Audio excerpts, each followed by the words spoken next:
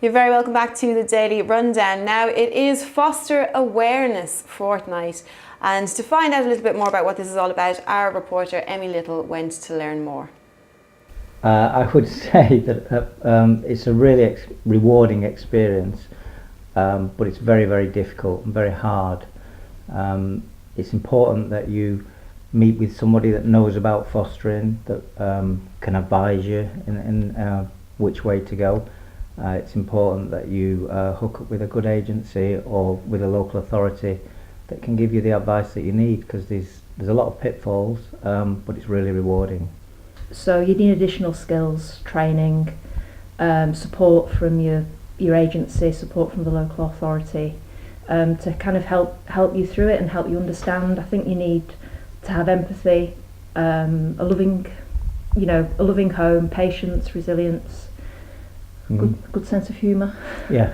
The demand for new foster caring homes has reached over 9,000. Every day there's thousands of children needing a foster home, and because of the fact that we're not recruiting enough foster carers, they're having to often be moved from placement to placement because we don't have the right foster family, or I guess the environment for them. So the need is quite high. But obviously London is a key area, Southampton, Portsmouth, Manchester and Lancashire as well, Liverpool, the whole northwest area as well, quite high levels of children coming into care. So there's a desperate need for new foster carers in these areas. It is a role where you could have raised your own children and you've been a great parent, but I think foster care is quite different because there's so many other skill sets that you need to be able to foster, and you get trained in that, and I think it's a really unique opportunity to help change someone's life, and it is a really rewarding career option. Just that I think it's, for our family, it's been a really positive experience. We've been doing it for 6 years. We've got a permanent placement. We love our children. You know, they're part of the family, and I think it's really important that you're prepared to make those children part of your family. Emmy Little, Daily Rundown. Thanks to Emmy Little there. Now, to find out a little bit more, I spoke to Vicci Jones from the North. She's the regional manager for the Northwest region of Swiis Foster Care. Vicci, thanks so much for coming in to see us this evening. Thank you for inviting me. I know you have your hands full, I know you're very busy, so we really appreciate you dropping by. Now tell us kind of basically, for anyone who doesn't know, what do Swiis Foster Care actually do? I mean, I know it sounds very obvious in the title, but what do you kind of do basically in day to day? Okay, you're right, the clue is in the title. So we're an independent fostering agency, so that means we're not linked with the local authority.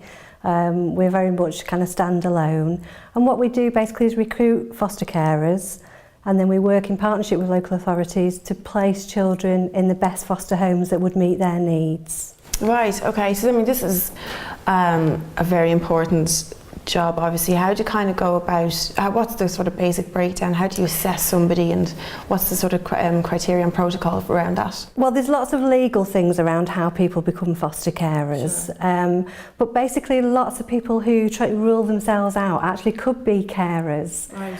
Swiis has been running in the Northwest for 15 years and across the country for about 20 years. Right, okay. So very well established.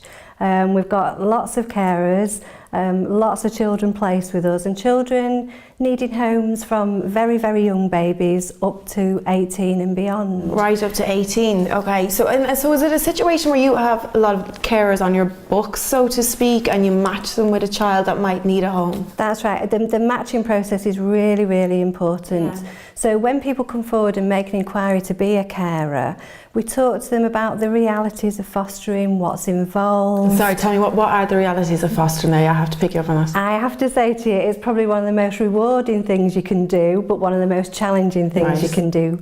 It's not like any other job. So for example, if you worked as a nurse, you go home. If you worked in residential care, you go home. Fostering, it's in your house 24 hours a day. There's no getting away. There's no getting away from it. But on the upside, you are really there to make a difference to children. and children who are very vulnerable, who have had some very difficult times in life.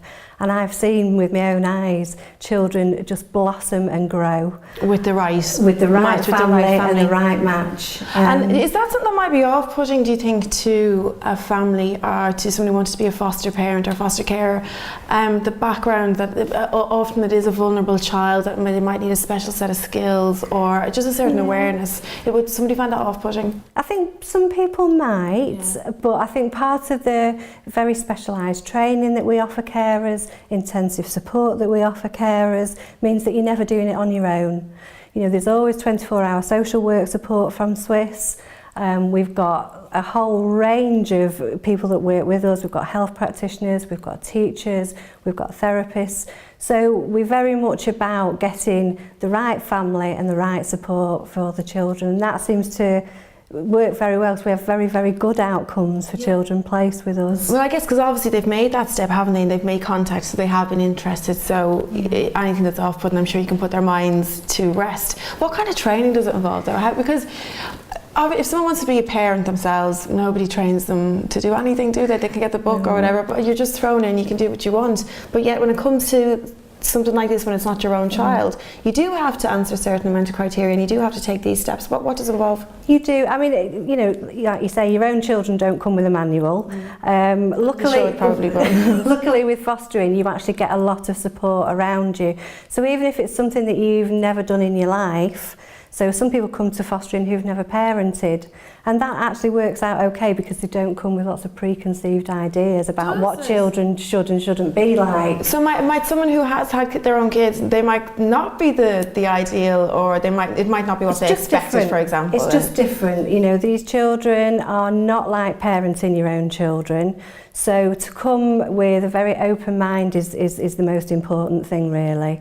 And that you work as part of a team. It's not that you just left to look after the child on your own. You work with the local authority social workers, you work with us, you work with mental health services, drug services. So there's a lot of people around. It's right across the board, really, across the board. And then with little children as well, what you're looking for is children being moved on to permanent families. So they might come and stay with you for, you know, up to 18 months, but then move on to their adoptive families.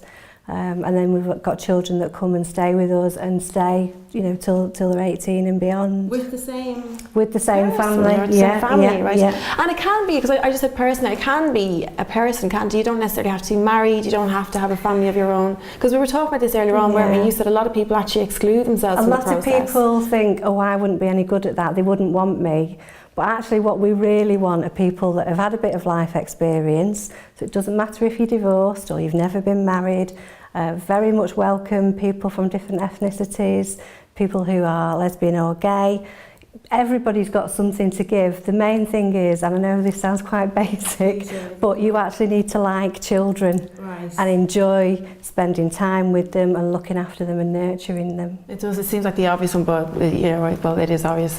How many kids are in foster care in the UK at the moment, Vicci? So it's about 65,000 at the moment. It is rising, and the government expects it to rise even further. Most children who are looked after in foster care, and some children are in residential care, but there's very much a push to children being cared for in the communities in foster care. To go into a family rather than to be in residential care in a children's home. Yeah. And what about, tell us, so the Queen's speech recently, she alluded to some changes. How would you think that they might I mean, it was very exciting for it was good news. It was very good news. So sorry, what was we were talking about? Speeded up adoption process, more support for foster parents, I think, as well, wasn't it? It was a kind of an overhaul of the whole system, really, which is very much needed. And I know that social workers really welcome that being in the Queen's speech, because it means it's very much on the government's agenda. Some of the outcomes for children who've been in care have not been good, and linked into that is the report from Lord Laming, and one of the things that they realised is of the 1,000 children in custody, over half of those have been in the care system. And when children leave care, a very high percentage of children who then haven't got families to go to are living on the streets as homeless.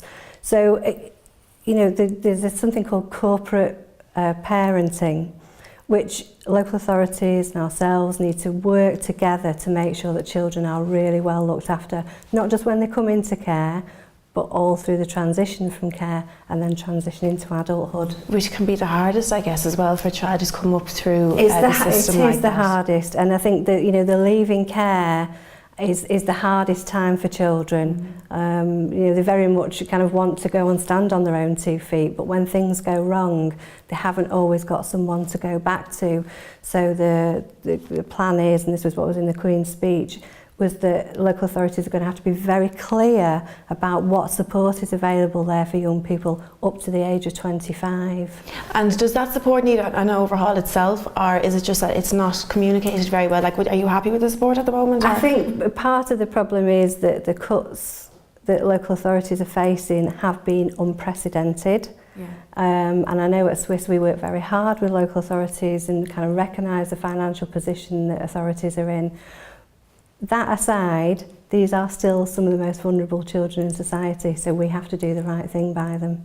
So if somebody, Vicci, does want to embark on this, and like you said, it's very rewarding. I mean, it's a really, really commendable thing to do as well. I think if somebody does want to embark on this process, how can they find out more information? So, I mean, usually the internet is the first place where people go these days. Fostering Network is the predominant charity, and this is part of Fostering Fortnight. Ourselves at Swiis have also got a website that people can look at. So I would say to anybody that's interested in fostering, do your research, look at your local agencies, look at the Fostering Network website, come and talk to people who are foster carers, because they're probably the best source, really. Best source. They'll give you the, you know, how it is on a day to day. And I would just encourage anybody who's thought about it, because people have it in the back of their mind for a long time, thinking, well, one day. But they might be afraid for whatever reason to take the step. And sorry, you did just mention Foster Fortnight, which I actually forgot to bring up. And just tell us quickly what that's about. So Fostering Fortnight is a campaign raising awareness of the need for foster carers. It's led by the Fostering Network, which is the main charity.